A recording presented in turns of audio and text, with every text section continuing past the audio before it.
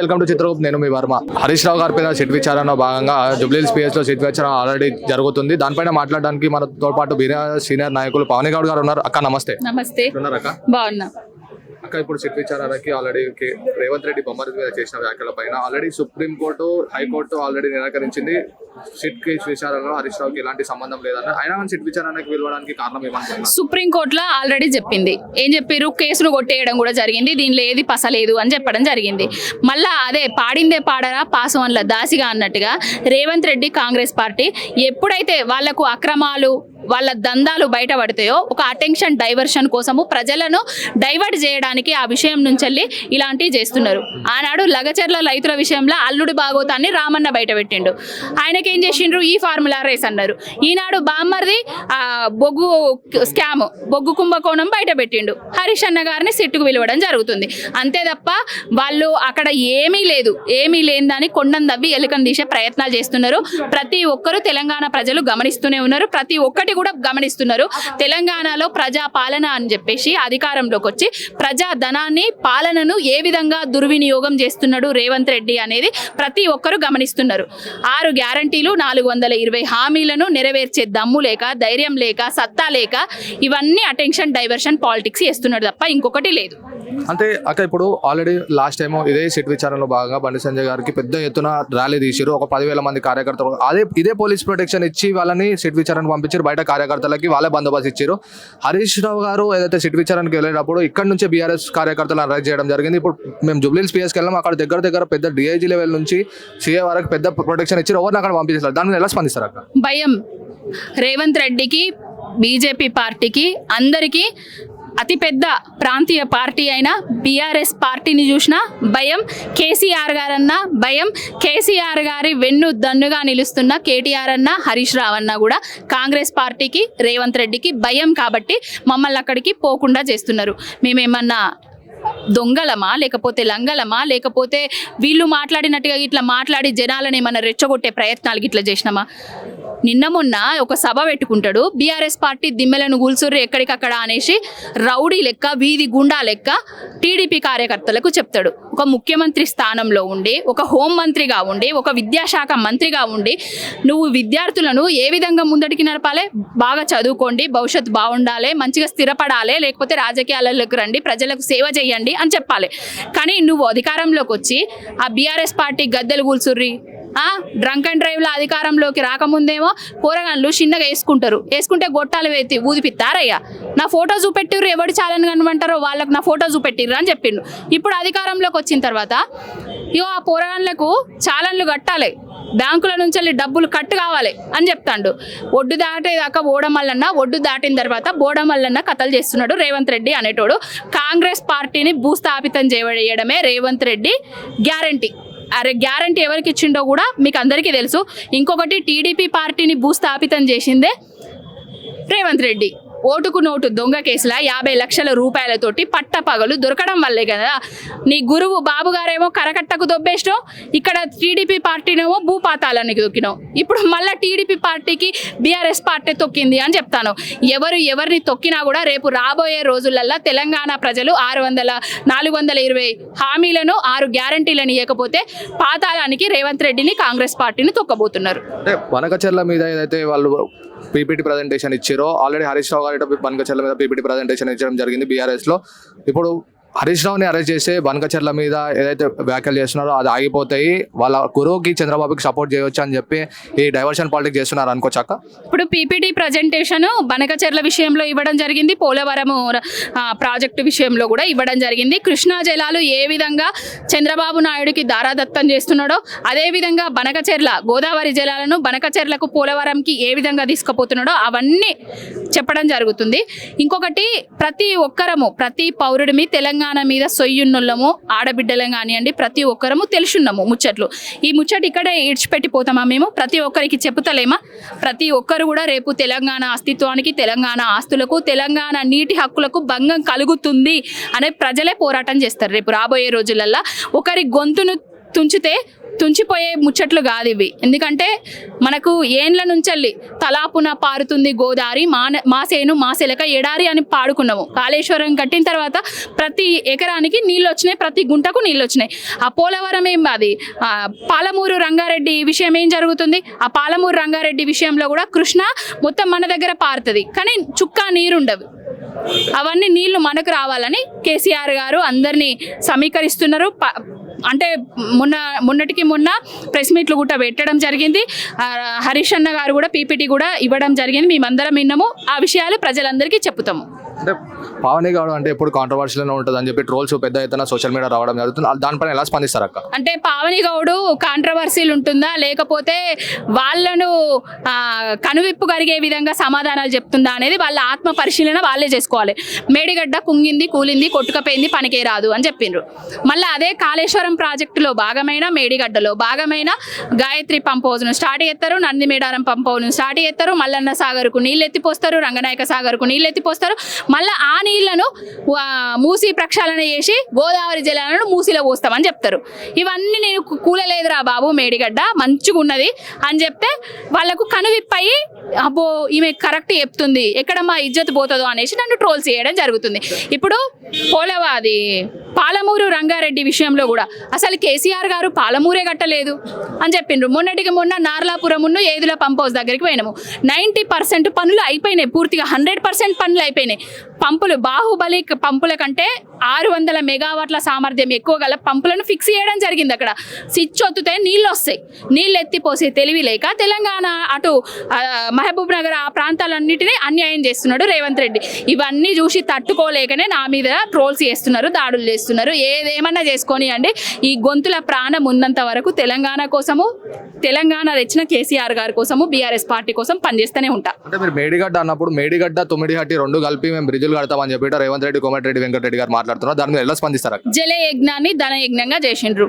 మేడిగడ్డ తుమ్మిడిహెట్టి అంటున్నారు కదా, తుమ్మిడిహెట్టి దగ్గర వైఎస్ రాజశేఖర రెడ్డి గారు శంకుస్థాపన చేసిండ్రు. శంకుస్థాపన చేసి 2014 దాకా తట్టెడు మట్టి కూడా పోయలేదు. 2014 తర్వాత కేసీఆర్ గారు వచ్చి మహారాష్ట్ర తోటి ఒప్పందాలు చేసుకుందామని చూస్తే మహారాష్ట్ర ప్రభుత్వం అంగీకరించలేదు కాబట్టి అక్కడ కట్టడం జరగలేదు. తుమ్మిడిహెట్టి దగ్గర నీటి లభ్యత అక్కడికంటే తుమ్మిడిహెట్టి దగ్గర కంటే మేడిగడ్డ దగ్గర ఎక్కువ ఉన్నది కాబట్టి అక్కడ ఎత్తిపోయడం జరిగింది. కన్నేపల్లి పంపు నుంచి మేడిగడ్డ బ్యారేజ్ దగ్గర, మెల్లిగడ్డ నుంచి అన్నారం, సుందిల్లా ఇట్లా చేయడం జరిగింది. వీటిని ఎల్లంపల్లికి ఎత్తిపోసుకోవడము, ఆ ఎల్లంపల్లి నుంచి నందిమేడారము, గాయత్రి, కొండపోచమ్మ, అన్నపూర్ణ రిజర్వాయరు, మిడ్మానేరు వీటిలన్నిట్లో పోసుకోవడం జరిగింది. అసలు కాళేశ్వరం ప్రాజెక్ట్ అంటే మేడిగడ్డ దగ్గర కూలిన ఒక పిల్లర్ కాదు. కాళేశ్వరం ప్రాజెక్ట్ అంటే మస్తు బ్యారేజీలు ఉంటాయి, పంప్ హౌస్లు ఉంటాయి, సబ్ స్టేషన్లు ఉంటాయి. అవన్నీ చదువుకోవాలి రేవంత్ రెడ్డి అనేటోడు. ఇప్పుడు చదువుకోనికి అమెరికాకి వెళ్తున్నాడు. మన పొలిటికల్ ఏదైతే ఉన్నాయో పొలిటికల్ లీడర్షిప్ గురించి చదువుకోవడానికి డావోస్ పోతుండే. ఆల్రెడీ డావోస్లో ఉన్నారు. 25 నుంచి 30 తారీఖు వరకు రేవంత్ రెడ్డి స్టూడెంట్ అవుతున్నారని చెప్పి వార్తలు వస్తున్నాయి. దాని మీద ఎలా స్పందిస్తారు అక్క? అంటే చదువుకోవడానికి పోతున్నాడు, చదివేస్తే ఉన్నమతి పోయినట్టుగా ఆయన ఏది చేసినా కూడా కుక్కతోక వంకర లెక్క. అది చక్కగా కాదు. మన తెలంగాణ రాష్ట్రాన్ని ఆయన పాలించడం చేత కాదు. వెల్కమ్ టు చిత్రరూప్, నేను వర్మ. మనతో పాటు హరీష్ రావు సీట్ విచారణ పైన మాట్లాడడానికి రాకేష్ రెడ్డి గారు ఉన్నారు, బీఆర్ఎస్ నాయకులు. అన్న నమస్తే. నమస్తే. అన్న చాలా రోజుల తర్వాత బాగున్నా. ఎలా చూస్తారు కేసీఆర్? ఇప్పుడు మన హరీష్ రావు గారికి విచారణ ఇచ్చారు. మన వాళ్ళ బొమ్మడి మీద చేసిన వ్యాఖ్యల పైన 11 గంటలకి నేను రావడం జరిగింది. ఆల్రెడీ బీఆర్ఎస్ కార్యకర్తలు అరెస్ట్ చేసి లాయర్ని గిట్ట లోపలికి అలౌ చేయలేదు. ఓన్లీ హరీష్ రావు గారు వెళ్ళారని చెప్పి చెప్తున్నారు పోలీసు వాళ్ళు. మీరు ఎలా చూస్తారు దాన్ని? తెలంగాణ భవన్లో యాక్షన్ జరిగితే పోలీస్ స్టేషన్లలో రియాక్షన్ వస్తున్నది. అంటే ఏం జరుగుతుంది? రేవంత్ రెడ్డి గారు రివెంజ్ రెడ్డిగా మారిపోయిండు. రివెంజ్ వాళ్ళ క్యారెక్టర్ అయితే, revolt Telangana character. BRS party ఒక ప్రతిపక్ష పార్టీగా ప్రజల పక్షం వహించి హైడ్రా విషయంలో, మూసి విషయంలో, లౌచర్ల విషయంలో, ఫ్యూచర్ సిటీ విషయంలో, గురుకులాల విషయంలో, ఫీజు రీంబర్స్మెంట్ విషయంలో, స్కాలర్షిప్ల విషయంలో, యూరియా విషయంలో, కరెంటు విషయంలో ఈరోజు ప్రజల కోసం గర్జిస్తూ ఉంటే ఆ గొంతు నొక్కడానికి ఈరోజు కాంగ్రెస్ పార్టీ కుట్రలు చేస్తున్నది. 1,00,000 కోట్ల కాంగ్రెస్ పార్టీ దోపిడీకి కేటీఆర్ గారు, హరీష్ రావు గారు అడ్డం పడుతున్నారు కాబట్టి వాళ్ళ గొంతు నొక్కుతే అయిపోతుంది. బీఆర్ఎస్ పార్టీ బొండిగా విసిగితే మేము ఇష్టం వచ్చినట్టుగా దోపిడీ చేసుకోవచ్చు, మాకు అడ్డు అదుపు ఉండదు అనేటువంటి దాంట్లో భాగమే ఈరోజు సిట్టు పేరు మీద ఈ కేసును తెర మీద తీసుకురావడం. ఇప్పటికే హైకోర్టు క్లీన్ చిట్ ఇచ్చింది, సుప్రీంకోర్టు క్లీన్ చిట్ ఇచ్చింది, అయినా కూడా మేము బీఆర్ఎస్ పార్టీ మీద బురద వెళ్తాం, బదనాం చేస్తామని చెప్పి మీరు కనుక కుట్ర చేస్తే తప్పకుండా తెలంగాణ ప్రజలు విజ్ఞులండి, విచక్షణతో ఆలోచిస్తారు. తెలంగాణ భవన్లో హరీష్ రావు గారు 11 గంటలకు ప్రెస్ మీట్ పెట్టి సింగరేణిలో ఏ రకంగా కాంగ్రెస్ పార్టీ కుంభకోణం చేసి ప్రజాధనాన్ని ఈరోజు పందికొక్కుల్లా మేస్తున్నారో బట్టబయలు చేసేటువంటి ప్రయత్నం చేస్తే సాయంత్రం మీరు సిట్టును అడ్డం పెట్టుకొని ఈరోజు మీరు ఒక నోటీస్ పంపితే ప్రజలు అమాయకులా? ప్రజలకు చైతన్యం లేదా? ప్రజలకు విచక్షణ లేదా? తప్పకుండా విచక్షణతో ఆలోచిస్తారు.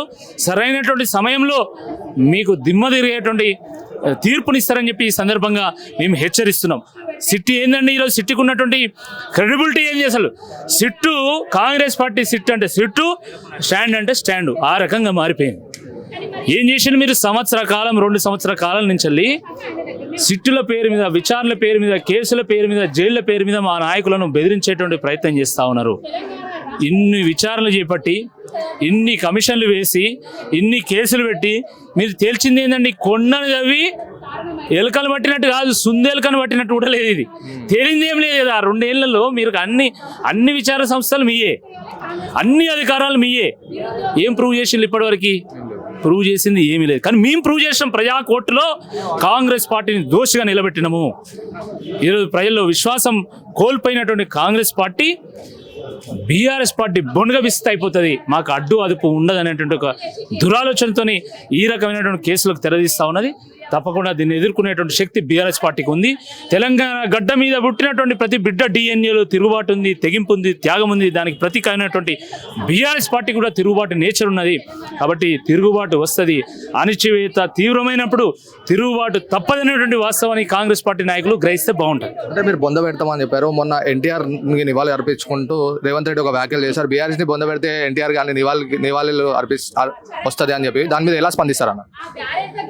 ఎన్టీఆర్ గారంటే తెలుగు నేల మీద పుట్టినటువంటి ప్రతి తెలుగు బిడ్డకు ఒక గౌరవం ఉన్నది.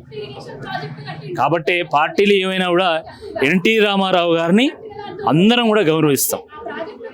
కానీ ఎన్టీ రామారావు గారిని అడ్డం పెట్టుకొని, గురు శిష్యుల బంధం ఏమైనా నడుస్తుందంటారా? అదే ఎన్టీ రామారావుని అడ్డం పెట్టుకొని తన గురువుకు చంద్రబాబు నాయుడు గారికి అన్ని బ్రీఫ్ చేస్తా,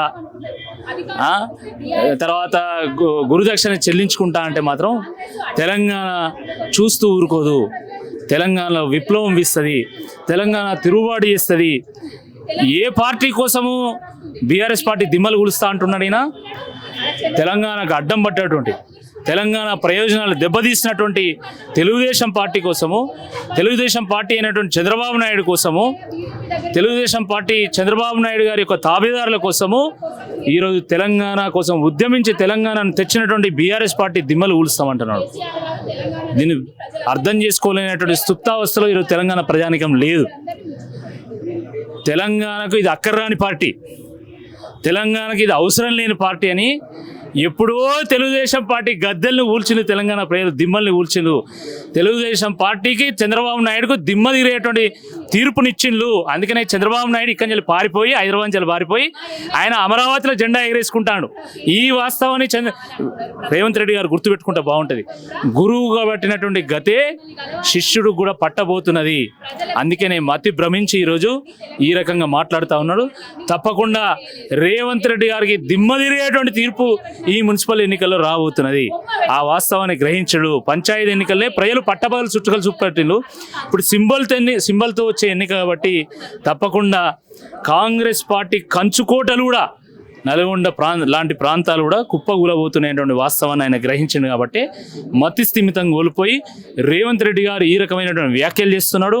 బీఆర్ఎస్ పార్టీ నాయకుల మీద సిట్టులు పెడుతున్నాడు, విచారణ చేపడతా ఉన్నాడు, కేసులు పెడతా ఉన్నారు. ఈ పిట్ట ఊపులకు, ఉడత ఊపులకు, ఈ పిట్ట బెదిరింపులకు, తాటాకు సప్పులకు, కేసులకు, లాఠీలకు, తూటాలకు భయపడ్డాడు ఎవరు లేడు. దాన్ని ఎదుర్కొనేటువంటి దమ్ము, ధైర్యం, శక్తి బీఆర్ఎస్ పార్టీకి ఉంది. తప్పకుండా న్యాయస్థానాలను ఆశ్రయిస్తాం. న్యాయ ప్రక్రియ అన్నింటినీ కూడా వాడుకుంటాం. తప్పకుండా కడిగిన ముత్యంలాగా హరీష్ రావు గారు బయటకు వస్తారని చెప్పి ఈ సందర్భంగా మనం చేస్తాం. మనతో పాటు మాజీ మంత్రి శ్రీనివాస్ గౌడ్ గారు ఉన్నారు. ఒకతను మాట్లాడే ప్రయత్నం చేద్దాం అన్నా.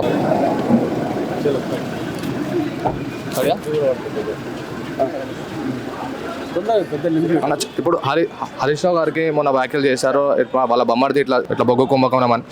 9 గంటలకి అన్న చేసిన వ్యాఖ్యలకి 11 గంటలకి విచారణకు రమ్మని చెప్పి ఇచ్చారు. దాని మీద ఎలా చూస్తున్నారు? 100కు 100% ఇది డైవర్స్ చేయడం, ఆ స్కామ్ బయటపడుతుందని చెప్పి భయంతో అరెస్ట్ చేయడం, అరెస్ట్ కాదు విచారణ పిలవడం, అరెస్ట్ చేయడం. హైకోర్టు సుప్రీంకోర్టు విచారణ పిలవద్దని పిలుస్తారంటే ఒక్క స్కామేనే కాదు, కోమటిరెడ్డి గారి వ్యవహారం, బట్టి గారిది, ఇద్దరు ప్రెస్ మీట్ చూడండి, ప్రజలు ఏమనుకుంటారు చూడండి, అధికారుల మీద దీన్ని లాగడం, జర్నలిస్టులు లాగడం, వాళ్ళు కన్ఫ్యూజ్ అయిపోతారు. అరే ఏందో ఎట్లా అయిపోతుంది, అట్లా ఏదో ఒకటి ఇట్లా రిజిస్టర్ తీస్తే 2 రోజులు నడుస్తుంది, ఇది మర్చిపోతుంది. ఇవన్నీ ఈ ఎపిసోడ్లు అన్నీ కూడా కోమటిరెడ్డి గారిది కానీ బట్టి గారిది కానీ ఇప్పుడు ఇది స్కామ్ కానీ రకరకాలుగా పార్టీలు ఉంటే అంతర్గతమైనటువంటి గొడవలు ఎక్కువైపోయినాయి కనుక అవన్నీ ఆగిపోవడానికి, పబ్లిక్ని డైవర్ట్ చేయడానికి చేస్తున్నట్టు ఇవన్నీ కూడా ఏమైతే విచారిస్తే ఏమవుతుంది, మళ్ళీ మేము కోర్టుకు పోతాం, కోర్టులో చెప్తాం మీరు వద్దనే పిలిచిరని చెప్పేసి. కనుక ఇవన్నీ ఎవరు నమ్మరు ప్రజలు, ఇదంతా ఫెయిల్యూర్. ఇదంతా మున్సిపల్ ఎలక్షన్స్ ఉన్నాయి కనుక మున్సిపల్ ఎలక్షన్లో కూడా ఏమైనా ఫాయిదా అవుతుందని చెప్పి చూస్తున్నారు. అట్లా అంటే అన్న, ఇప్పుడు లాస్ట్ టైం ఇదే సీటు విచారణకు బండి సంజయ్ పిలిచినప్పుడు 10,000 మంది కార్యకర్తలు వేసుకోవాలి, ఇదే పోలీస్ ప్రొటెక్షన్ ఇచ్చారు. ఇలా హరీష్ రావు గారు ఏదైతే సీట్ విచారణకు వెళ్ళినప్పుడు కార్యకర్తలతో పాటు ఎవరిని అక్కడికి రానిస్తలేదు. ఇప్పుడే జూబ్లీ పిఎస్కి వెళ్ళడం జరిగింది. మేము అక్కడ సిచ్యువేషన్ చూసుకుంటే 5,000 మంది పోలీసులతో భారీ బందోబస్తు చేసి ఏ కార్యకర్తను అక్కడ రానియకుండా చేస్తున్నారు. అసలు ఇది డైవర్షన్ పాలిటిక్స్లో భాగమా లేకపోతే మున్సిపల్ ఎలక్షన్స్ వస్తున్నాయి? మున్సిపల్ ఎలక్షన్స్లో ఏదో దీన్ని చూపించారు, ఇంకే వీళ్ళు ఇట్లా చేసిరని చెప్పి చెడ్డగా పేరు రావడానికి. 2 నెలల తర్వాత ఎవరు నమ్ముతారు చెప్పు? 2 సంవత్సరాల తర్వాత ఇప్పుడు అంటే అంత ఫెయిల్యూర్ గవర్నమెంటా, పోలీస్ అంత వీక్ ఉందా? అప్పుడే చెప్పింటే ఏం చేసినా చెప్తే నమ్ముతుంది. ఇవన్నీ ఏం చేయలేదు కనుక వాళ్ళ దగ్గర ఏం ఆధారాలు లేవు. నమస్తే, వెల్కమ్ టు చిత్రరూప్, నేను వి వర్మ. మనతో పాటు ఆలోచన శ్రీకాంత్ గారు ఉన్నారు, బాలాపూర్ నుంచి బీఆర్ఎస్ కార్యకర్త. ఒకసారి మాట్లాడి తెలుసుకున్నా. అన్న నమస్తే. అన్న నమస్తేనే. అంటే ఇప్పుడు హరీష్ రావు గారికి సిట్ విచారణ ఇచ్చారు, వాళ్ళ రేవంత్ రెడ్డి బొమ్మడిది మీద చేసిన వ్యాఖ్యల పైన ఈ సిట్ విచారణ ఎలా చూస్తున్నారు మీ కార్యకర్తలు? ఇప్పుడు నిత్యం ప్రజల ఉండే నాయకుడు ఆయన కోసము కేసులు పెట్టడము, రాబో దినంలో ఎలక్షన్లు రావడము, మభ్య పెట్టి మాయమంత్రాలు చేసేసి కోర్టులో కేసు పెట్టడము, ఫాల్స్ కేసు పెట్టడం జరుగుతుంది. ఇప్పుడు ఇదైతే ఉన్నాయో మున్సిపల్ ఎలక్షన్ డైవర్షన్ అనుకోవచ్చా? ఆల్రెడీ ఇచ్చిన 6 గ్యారెంటీలు అమలు చేస్తలేరు, 420 హామీలు అమలు చేస్తలేరు. వచ్చే మున్సిపల్ ఎలక్షన్లో బీఆర్ఎస్ పార్టీ నుంచి ఎలా ఉండబోతుంది? కాంగ్రెస్ పార్టీకి మీరు ఎలా టకఫర్ ఇవ్వబోతున్నారు? కాంగ్రెస్ పార్టీ ఏంటంటే ఎలక్షన్లు పెట్టింది కాబట్టి అందులో పార్టీ పిరాంపులు ఉన్నది. మిగతా బీఆర్ఎస్లో గెలిచిన ఎమ్మెల్యేలు ఎవరైతే ఉన్నారో కాంగ్రెస్లో వేరు కాబట్టి ఇప్పుడు ఎంపీటీసీ జెడ్పీసీ ఎలక్షన్లు వచ్చినాయి కాబట్టి మళ్ళీ వార్డ్ నెంబర్ ఎలక్షన్లు ఉన్నాయి కాబట్టి ఈ హరీష్ రావు అన్న పేరు ఎత్తరిస్తే మైండ్ బ్లాక్ అవుతుంది రేవంత్ రెడ్డికి. కేటీఆర్కు పేరు ఎత్తగానే రేవంత్ రెడ్డికి భయం అనేది వెలుగుతుంది. దాన్ని బట్టి ఫాల్స్ కేసు వీళ్ళని అధికారంలో తొక్కేయాలి, మేమే అధికారంలో ఉండాలని రేవంత్ రెడ్డి ఆయన ఆశిస్తుండు. కానీ ప్రజలకు 6 పథకాలు ఏవైతే ఇవ్వాలనో అది ఇవ్వాలి, ఇవ్వకుండానే జగన్నాథం చేస్తుండు. ప్రజాపాలన చెప్పిండు కానీ ప్రజలను మోసం చేయడమే జరుగుతుంది. ఆయన మంచి పని చేసింది ఏదీ లేదు. ఇచ్చినట్టు ఇచ్చిండు, తీసుకున్నట్టు తీసుకుంటూనే ఉన్నాడు. ఒకటి బస్సు ఫ్రీ పెట్టిండు, పిల్లలైనా సరే ఆధార్ కార్డు పెట్టుకొని రకరకాల ఎక్కడెక్కడన్నా పోతుర్రు, బాధలు పడుతుర్రు. అది ఎవరు ఇవ్వమన్నారు? ఆధార్ కార్డు బస్సు ఫ్రీ ఎవరు ఇవ్వమన్నారు? లేని వాళ్ళకు డబుల్ బెడ్రూమ్ ఇవ్వండి, కారు డ్రైవర్లకు వాళ్ళకి ఏదైతే పథకాలు ఇస్తున్నావో వాళ్ళకి ఇవ్వండి, ఆటో డ్రైవర్లకు వాళ్ళకి ఇవ్వండి, పెద్ద మనుషులకు ప్రతి ఒక్కరికి పింఛన్లు ఇవ్వండి, స్కూటీలు ఇవ్వండి, తులం బంగారం ఇవ్వండి. గత ప్రభుత్వం 10 ఏళ్ళు ఉన్నప్పుడు కేసీఆర్ ఉన్నప్పుడు నిండు మనసుగా సంపూర్ణంగా మెరుగైన హ్యాపీగా నిద్ర వేయదు. ఇప్పుడు రేవంత్ రెడ్డి ప్రభుత్వం వచ్చినప్పటి నుంచి కంటి నిండా నిద్ర లేదు, అందరు తాగుడు బానిసలాగా తయారైపోతున్నారు. ఈ కాంగ్రెస్ ప్రభుత్వం వచ్చినప్పటి నుంచి బతుకులే మారిపోతున్నాయి. కానీ దయచేసి ప్రజలకు ఒకటే విన్నవించుకుంటున్నాను, బీఆర్ఎస్ గుర్తుకు వేసి ఓటు వేస్తేనే రేపటి నాడు బీఆర్ఎస్ ప్రభుత్వం వస్తుంది. కాబట్టి మన పిల్లల కోసం మనం బాగుపడాలంటే పిల్లల కోసం ఓటేసి బీఆర్ఎస్ ప్రభుత్వం గెలిపించుకోవాలి. కేసీఆర్ రావాలి, కేటీఆర్ అయినా కేసీఆర్ అయినా రావాలని నేను కోరుకుంటున్నాను. ఓకే.